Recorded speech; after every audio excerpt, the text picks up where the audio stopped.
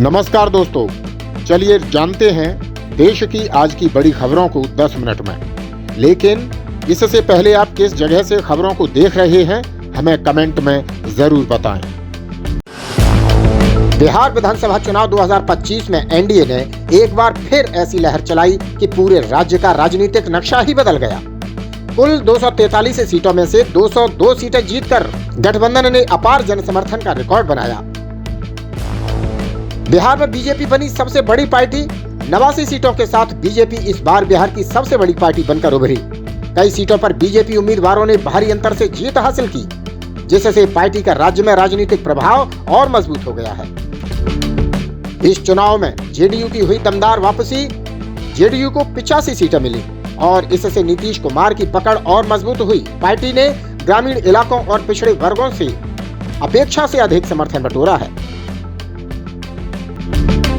महागठबंधन की करारी हार हुई है। इस चुनाव में राजद को सिर्फ 25 सीटें मिली हैं। यह पिछले चुनाव की तुलना में भारी गिरावट है।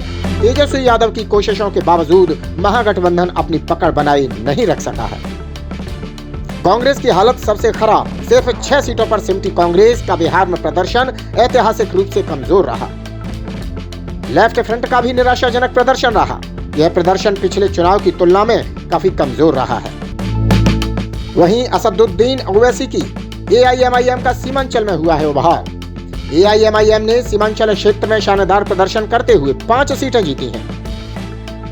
वहीं एआईएमआईएम के राष्ट्रीय प्रवक्ता वारिस पठान ने चुनाव नतीजों के बाद कहा है कि सीमांचल की जनता ने हमें भारी समर्थन दिया। पार्टी के प्रवक्ता वारिस पठान ने दो टूक कहा, अगर महागठबंधन ने एआईएमआईएम को साथ लिया होता तो भाजपा को रोका जा सकता था।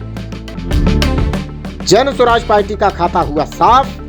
प्रकाश राज की जन स्वराज पार्टी इस बार चुनाव में एक भी सीट नहीं जीत पाई। पार्टी को बड़े मंचों पर मौजूदगी के बावजूद जनता का समर्थन नहीं मिला।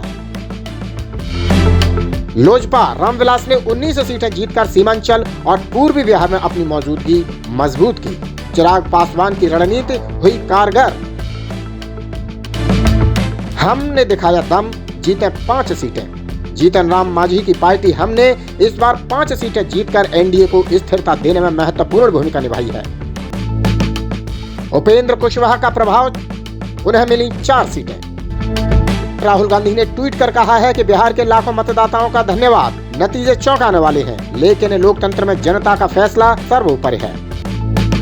महागठबंधन में हुई मायूसी, समीक्षा की तैयारी।